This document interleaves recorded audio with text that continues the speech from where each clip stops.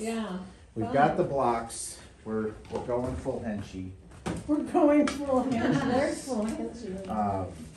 And We're going full on Hensche. what I'd like to do this morning is I'm going to introduce two colors. I'm not going to restrict your palette, but I'm going to introduce basically reds to flesh out the palette. So I'm going to introduce burnt sienna and alizarin crimson, and this is a philosophy that I've kind of adopted from. I've adopted this philosophy somewhat from things that Chris and I talk about a lot, and somewhat from Daniel Green, who was a American portrait artist. He passed away fairly recently. Oh, I didn't know that. Yeah, I think he was, oh God, he had to have been at least, I don't know, 92-ish, 94-ish. But I have a color video that I recently was exploring, and he rejects the premise of there being warm and cool versions of colors. Okay. I think, I like that. and I like prescribe that idea. I'm somewhat prescribed to that idea because I understand that you can have, say, two different yellows. Great example, yellow ochre and cad yellow light. And you can look at those side by side, and one of them will look more cool or more warm relative to the other.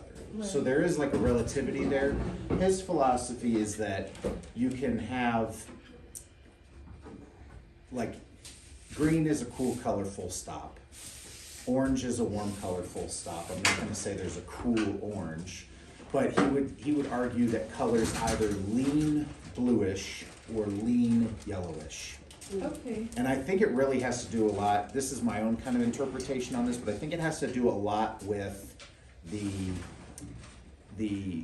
concept that, I think it has a lot to do with impressionist color wheel theory, where if you think about like them kind of rejecting, generally speaking, there's some exceptions to this in that era, but if you think about them kind of generally speaking rejecting the concept of black as a color, so that they can focus more on half-tone color and more on just the local color presence that exists within the landscape. A lot of them were doing blue and white underpaintings, like a lot of the pointillists did blue and white underpaintings underneath their paintings, and so you would have things that get further into the atmosphere appearing more bluish, because there's just more of that refractive atmosphere creating that blue tone within the colors. Here. Except, relatively speaking, it still exists a little bit here. Yeah, it's just not as evident. It's not, yeah. It's fine. So in kind of a premise to that, like, so last week we were working with just the primaries. You know, cad yellow light or equivalent, cad red or equivalent, ultramarine blue or equivalent. And so today I want to sort of expand one vector of that and look at different forms of red. So if we have kind of like cadmium red as being a more sort of spectrum-based chroma, we're sort of treating that as like a hue color as opposed to a color that leans a certain way. In this philosophy, I would say it leans yellow. If I think of cadmiums as leaning yellow, yep, just like that. Well, is that towards you? Yeah, you gotta lean that way. Yeah. And so in that same vein, if I was to sort of like start with cadmium and then move to, say, burnt sienna, I would say burnt sienna leans yellow. I would consider it a yellowish red. It might make this color in a I'll get to that point. And then if I was to look at alizarin crimson or permanent alizarin, quinacridone red, all those variants, I would say that red leans blue, right? So if we just kind of look at the scheme of where those go, I'm making the classification that some of those reds are more yellowish and some of those reds are more bluish, right?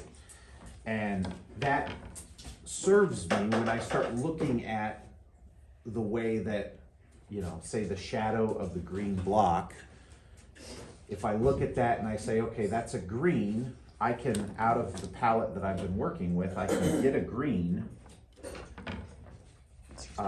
that's close with, say, ultramarine and, you know, cad light or whatever. But it's not quite, bless you. Sorry, I'm It's not quite super. I'm done. I'm done now. Yeah. Sorry. No, you're Sorry. good. You're good. I was prolonging it. Thank you. No, you're not in my way. I'll move it. So in the scheme of this, if I was to kind of look at this palette and say, okay, I can make a green that will get me where I need to go roughly. So it just, and I'm not going to use white yet, I'm just going to stick with these colors here. So what do you have out there, Trevor? I have the 3 primaries, and then I have alizarin crimson, Okay. technically permanent alizarin, but alizarin crimson, and burnt sienna. Okay. Right. Is there a color difference between permanent alizarin crimson and plain old alizarin? Permanent alizarin is rooted more in the synthetic pigments, and it I noticed that it just tends to have a slightly more purplish Oh, okay. I undertone. agree. So relatively speaking, they're awfully similar in full value, and this, I think I mentioned last week that this is something I was going to go towards along this topic, where like the halftone of a color is, technically speaking, I want to say the halftone of a color is either 4 parts or 6 parts white to 1 part color. I think that's technically the halftone from like a testing color light fastness standpoint. When this goes up on YouTube, somebody can comment and say I'm wrong and all that kind of stuff. That's all. The point being that if I was to open up a color with white, it's going to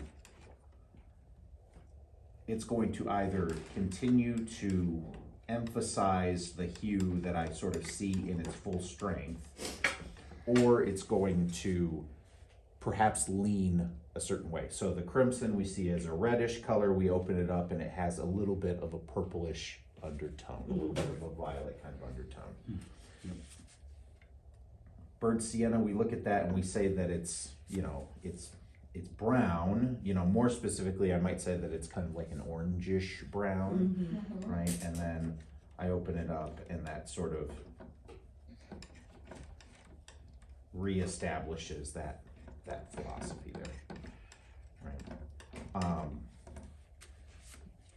I have been in this class teaching a fair amount with titanium, but this, and I didn't bring my lead today, that's a bad Do you teacher. want it?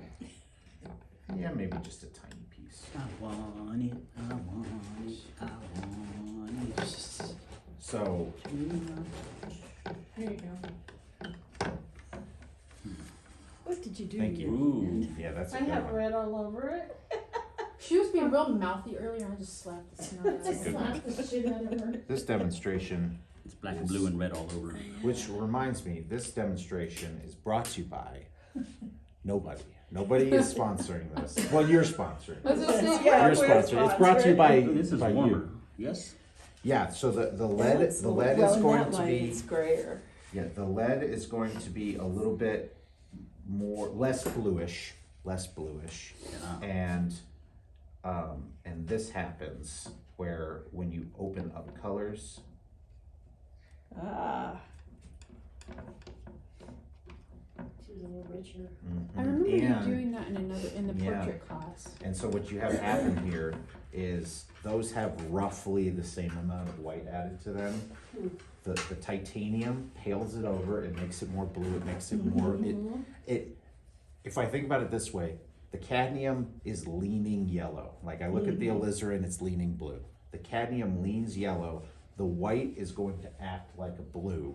So I have these colors that are like conflicting each Yeah. other in that way, and the lead just keeps it more neutral in terms of how it's tinting down.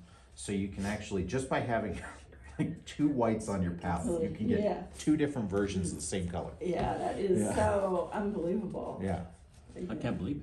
And that's What about the paint brands? Like I know different brands, like I have two different burnt siennas and do different things on my palette, and it's like, wait a minute, which ones do you end up liking the best? I am a fan of the companies that are as close to or are in fact like additive free, in that anything that's less than 3% of the pigment volume in a tube of paint is considered an additive, and they don't have to list it.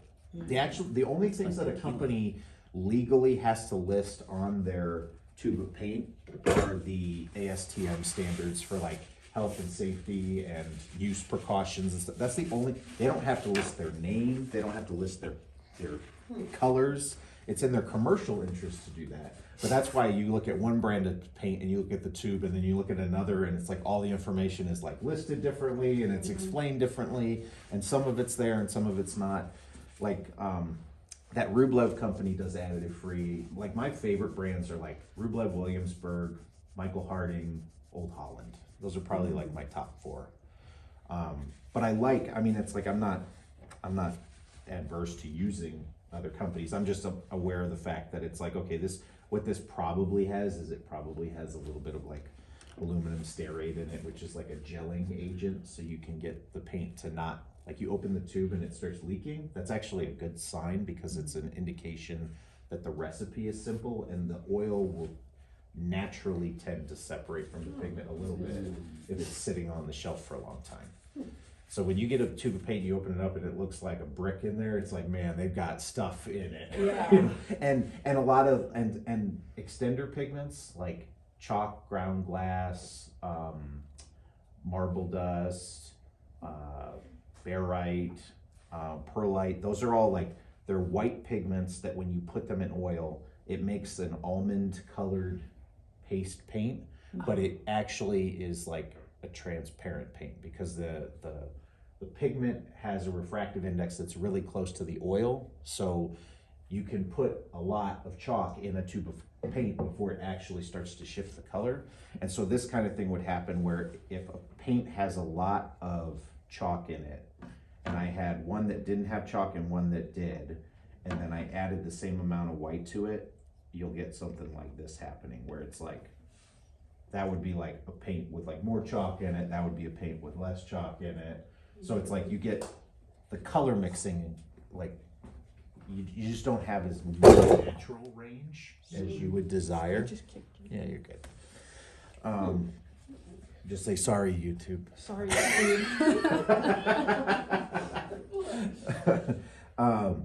But so in bringing all this up, it's like, okay, if I open up colors and I can kind of see their undertones, the way they lean in terms of like, do they lean bluish? Do they lean yellowish? Does it naturally have, in a similar kind of conversation, does it naturally have a little bit of a warming agent to it when you add it to things? Does it naturally have a cooling agent? I can look at this and go, okay, I've got the green on the side of that block, and I'll make a color that is close to what I'm seeing with as clean a green. Like in thinking of the world of Hensche, it's like I want to make it a color. It becomes very obvious when we look at very colorful things. But I need to start first where it's like I should try and get this green as close to that green as I can, as simplest, in the most simple way. In the most simple way. Is that what you mean when you say as clean? As Clean, yeah, clean color mixture. Blue, one yellow. Like one blue, a yellow, and a tiny bit of a muted color to like tone down the chroma. That's a clean mixture, but it's not as clean as what's now a 2-pigment green. and even cleaner or more chromatic green would be like pulling out chromium green oxide or sap green or something. Like then you have just as clean a single pigment. It's all the same dust, right? And So- you're using the shadow or The shadow, highlight? the shadow. Oh, okay. So what I'm gonna do here is let me just kind of like hash in a quick drawing here. I was talking about this last week. I'm gonna use this burnt sienna and white as just as like a quick little like sketch color. Because it's kind of the temperature of the light from that bulb. So if I just use that color, I can kind of hide it if I ever go over it, because it just sort of matches up with what is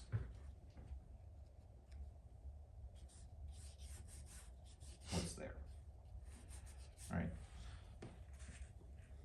You know, and I can maybe get into like where that shadow is or something like that. There's a shadow there, but I'm not gonna worry about that right now. So right now you've got the red and the green. The red and green Okay, block. Okay. So what I'm starting with is coming up with an idea of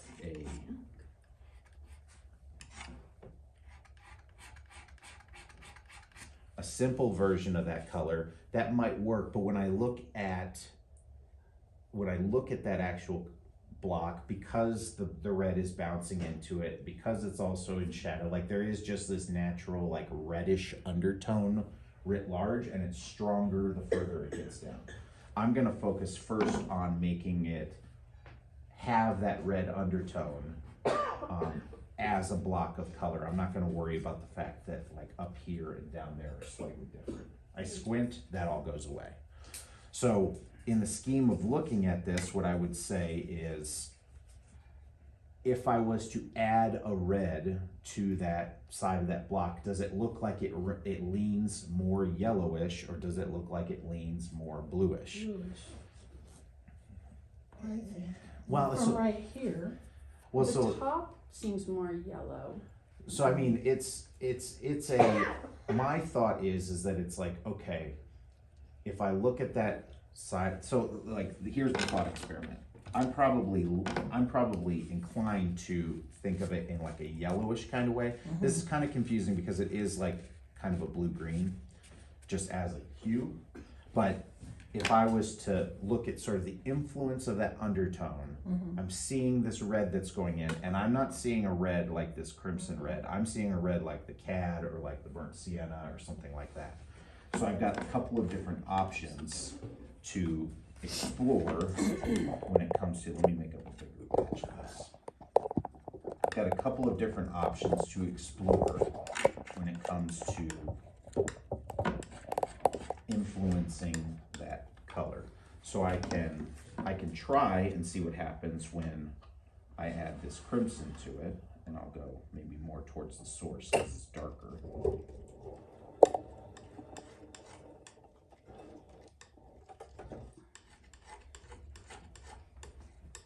And when I look at that, it's like, okay, I do see like a red undertone in that now.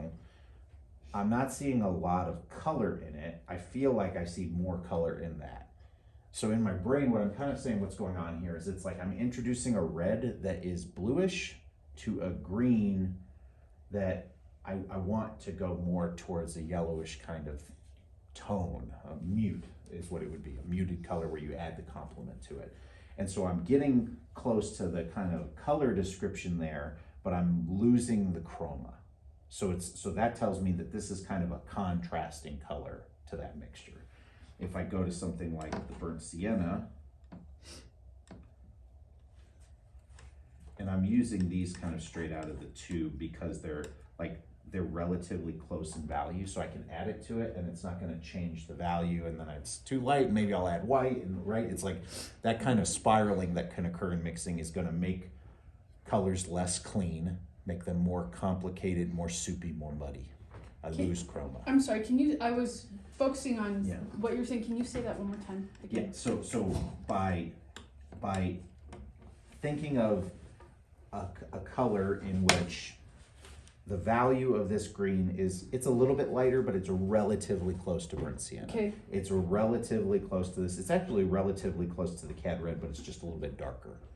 So instead of mixing down a white or something like that, Okay. and adding that to it, instead of mixing like the kind of like red I see in it with a bunch of things, it's like I could start by just adding those to it because it doesn't Okay. change the value too much. If I end up Okay. changing the value a lot, the impulse is to add more things to it. The more things I add to it, the duller the color, the more boring the painting looks. and then we're just creating this like beautiful pile of soup on the palette that when it gets too big, we're too invested and we convince ourselves Yep. it's the We right should color. use it. I actually wanted that like brownish gray. Like, Work. it was perfect, yeah. Okay, so I've got this option, and then if I go like, I would say the cad red has a stronger yellowish component than the burnt sienna, perhaps in terms of red is concerned. The burnt sienna is a little bit more yellow forward, full stop, but I added too much. So I'm gonna go back to, right, Because it kind of went purple.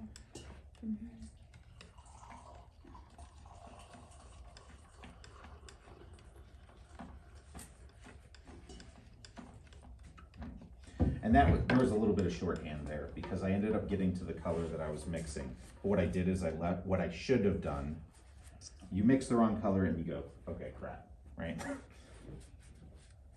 Clean the tool. Start with the primary source again. I know how to get back to that green, mix that green, then, and we'll just do it right now. I know how to get back to that green. I'll mix that green. Then I can take my oopsie pile, take a little bit of that, and add it into it, and it will naturally tone it down. I let the residual, like, crud on the palette influence the mixture when I just mixed that other green, and it started going to the right color. Okay, 3 different options there, right? I love oopsie pile. I'm totally putting that in my notes. It's a trade term, I think. Okay. It was part of the Guild of St. Luke. And so I've got some options here in terms of like how I can tone down a color. My gut impulse is that I kind of like this burnt sienna mixture. So what I'm gonna do in this vein of painting is it's like when I come up with a color that I kind of like, it's like we're gonna put it in, we'll go about up to the edges of our drawing. We're not gonna go all the way to the edges of our drawing. And actually, like using a palette knife is like, this is how I actually prime my canvases because I use oil ground, and the way to save on oil ground is to scrape it into the weave. I Yeah. watched that video. Like actually. there's zero waste that occurs. I shouldn't say zero. There's 1% waste that occurs there. Now,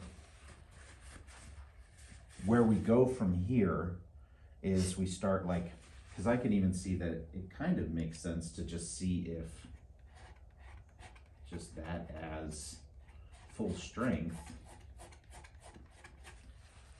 kind of works. I'm gonna look at that and see. And it's like, it's not quite right. It might work here. Yeah. It might work here, right? Lighter. And so what I'm first doing is it's, as opposed to trying to name this block of color right here, now that I've established a decision, and maybe even establishing that this decision first is easier, I am looking at this relationship where it's like, how is the like me, like is that the same in my paint as it is that I see, which is not the same as naming the color you see. So you're harmonizing it rather I'm than harmonizing it, yeah. Okay. So I can then look at that and go, okay, well, it looks like this needs to be a little lighter and maybe a little more yellowish. I've got a really great lighter yellowish option right here. So instead of even going to white, and we're gonna find in this that it's like we can get away with avoiding a lot of white for a long time in this, especially with these like really clean colors here. And it's like, okay, now I'll put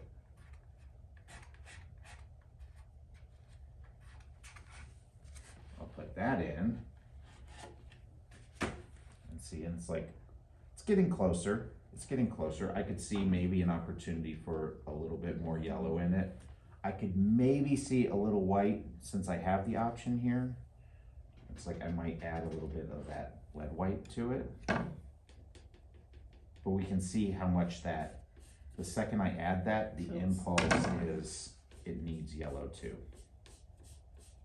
So if I use yellow to lighten it for a while, I might find that a little bit of white will open up the color. But I can get away with just mixing the colors for a while, right? So in that same way, I would be inclined to say, I've got this color, the